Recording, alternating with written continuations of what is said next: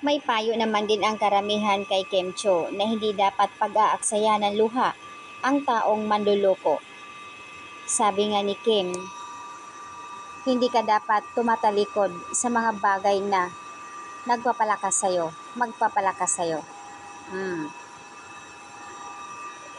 Which is true naman, mabait lang talaga si Kim Cho. Kaya lang, syempre, yung iba kasi nakikita kay Kim kung gaano kabait. Kaya andun yung awa nila na ayon sa kanila, wag pag-aksayahan ng oras or yung luha. Kasi nga, kumbaga nasaktan na nga si Kim. So, dumating sa punto na may mga ganito pa.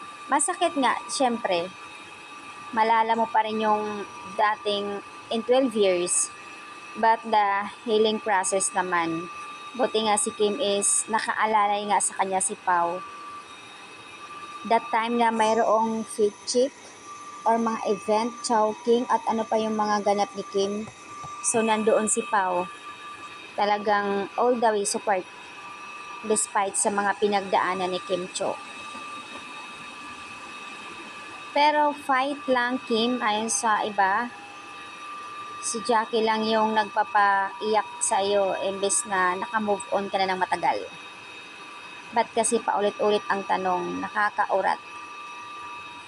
Darating din ang tamang panahon na mas higit na maibigay sa iyo ni Lord kung sino man yan. Kung makakasama mo yan sa buhay, dasal lang. I hope. Pero para sa amin, I hope na si Pao sana. Kung talagang kayo para sa isa't isa. But a strong woman and in God's lahat. Perfect time. Masakit syempre. Yung hindi mo kasi mapigilan ng luha pag may naalala ka. Pero nandito lang ang mga Kim Pao fans para sa'yo. Ang daming nagmamahal sa'yo. Kaya wag ka nang umiyak sa past mo.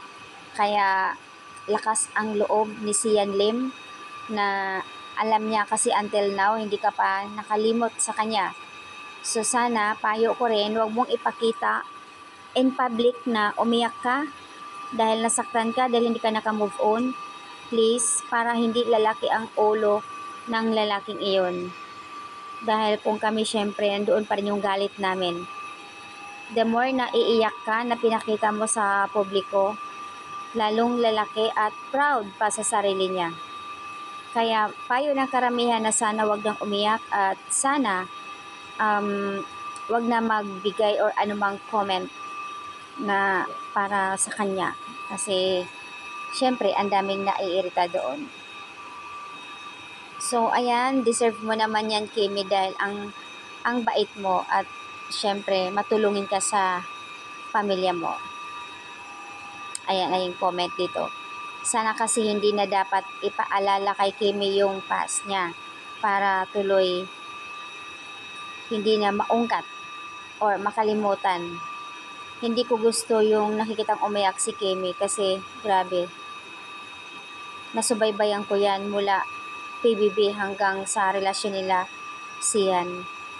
Ako mismo umiyak ako sa part na andoon yung talagang naramdaman ko yung sakit niya.